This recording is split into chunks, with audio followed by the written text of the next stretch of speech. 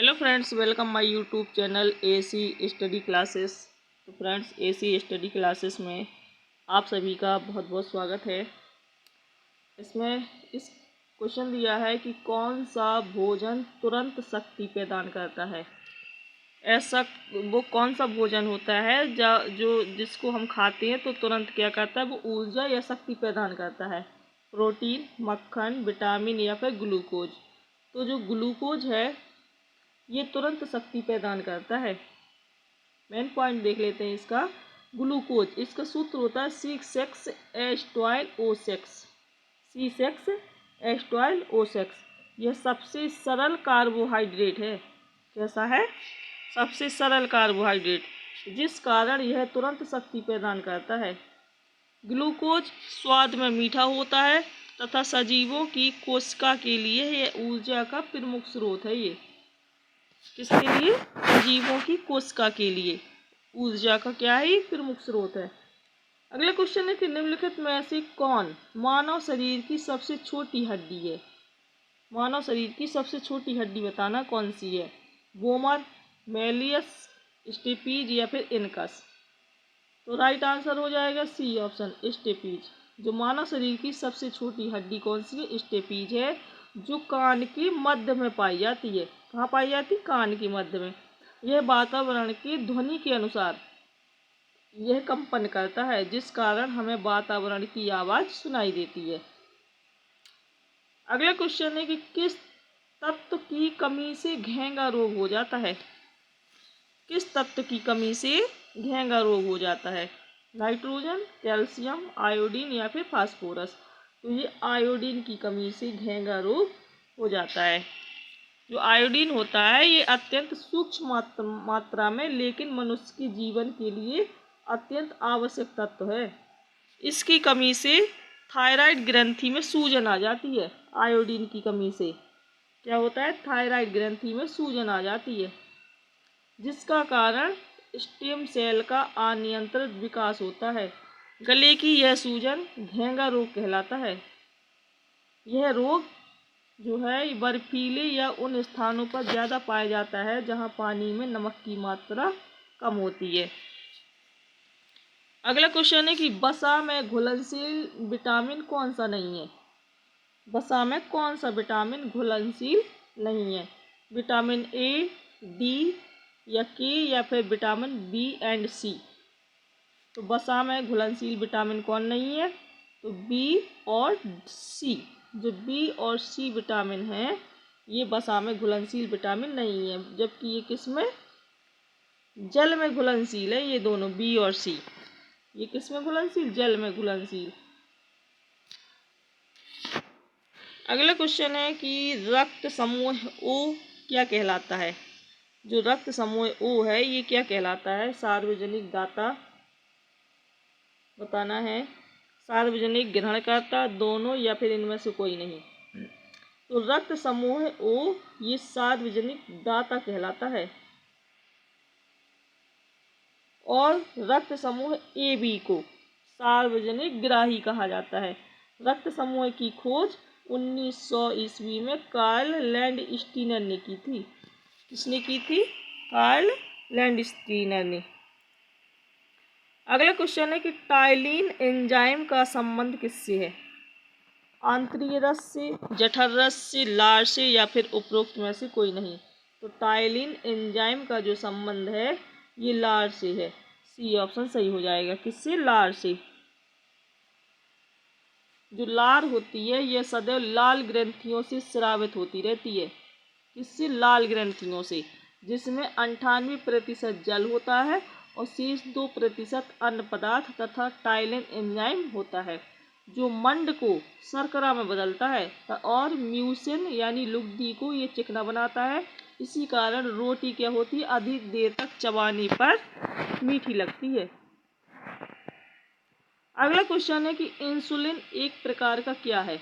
Hormone, enzyme, vitamin या फिर नमक। जो इंसुलिन है यह एक प्रकार का हार्मोन है। क्या है? हार्मोन।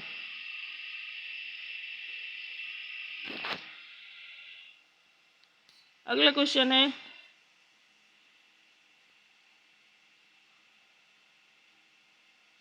मानव शरीर का रक्त बैंक क्या कहलाता है? मानव शरीर का रक्त बैंक प्लीहा, यकृत, हृदय या फिर किडनी। जो मानव शरीर का रक्त बैंक है ये प्लीहा कहलाता है। ये ऑप्शन सही हो जाएगा। प्लीहा, स्प्लेन या तिल्ली यह सभी कशेरुकी प्राणियों में पाया जाता है। यह लाल रक्त कणिकाओं को नष्ट करने का कार्य करता है, जिस कारण इसे मानव शरीर का रक्त बैंक कहा जाता है। यह मानव पेट में स्थित होता है। प्लीहा कहाँ स्थित होता है? मानव पेट में। अगला क्वेश्चन है कि हमारे रुधिर में ऑक्सीजन का परिवहन एक प्रोटीन के द्वारा होता है, जिसका नाम क्या है? कोलेजन, मायोग्लोबिन, हीमोग्लोबिन या फिर क्रिएटिन। हमारी रुधिर में ऑक्सीजन का परिवहन एक प्रोटीन द्वारा होता है, जिसका नाम क्या है? हीमोग्लोबिन। सी ऑप्शन सही हो जाएगा। हमारे रुधिर में ऑक्सीजन का जो परिवहन है ये हीमोग्लोबिन प्रोटीन द्वारा होता है। हीम जो है ये लाल रंग का होता है और ग्लोबिन प्रोटीन होता है। हीम कैसा होता है? लाल रंग का, और ग्लोबिन प्रोटीन होता है। यह O2 के साथ मिलकर के, किसके? O2 के साथ मिलकर ऑक्सी हीमोग्लोबिन व CO2 के साथ क्रिया करके यह कार्बोक्सी हीमोग्लोबिन बनाता है। अगला क्वेश्चन है कि निम्न में से कौन से मधुमेह के लक्षण नहीं है? मधुमेह के बहुत प्यास लगना, सांस की कमी, थकान महसूस करना, वजन घटना।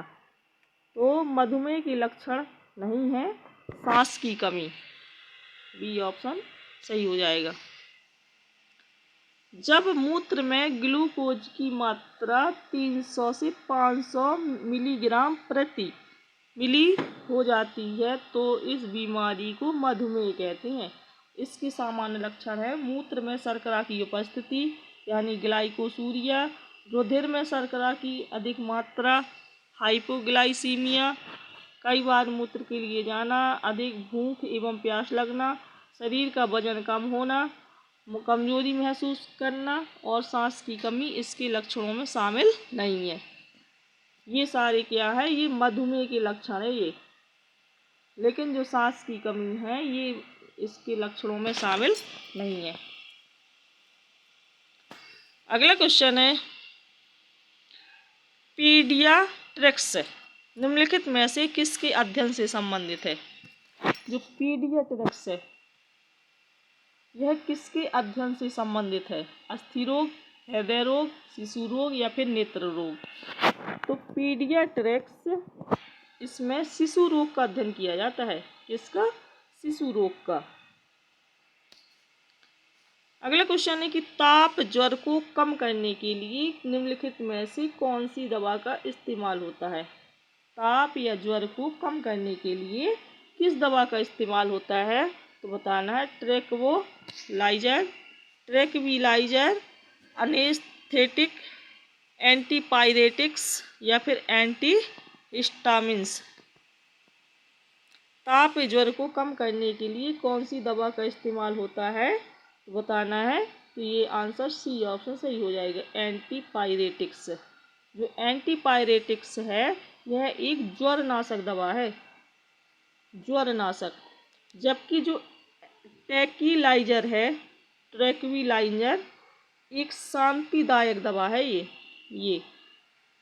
इसका प्रयोग चिंता, तनाव और मानसिक अशांति से संबंधित बीमारी में किया जाता है। तथा जो एनेस्थेटिक है, ये एनेस्थेटिक एक निश्चेतक दवा है। ये कैसी है? निश्चेतक दवा। तो आंसर इसका सी ऑप्शन सही हो जाएगा। अगला क्वेश्चन है कि किण्वन प्रक्रिया के द्वारा उत्पादित पहला विटामिन कौन सा है? किण्वन प्रक्रिया द्वारा उत्पादित जो पहला विटामिन है वो कौन सा है? Vitamin C, vitamin A, vitamin B12 या विटामिन डी। आंसर क्या हो जाएगा? Vitamin C. किण्वन प्रक्रिया द्वारा उत्पादित पहला विटामिन कौन सा है? विटामिन सी।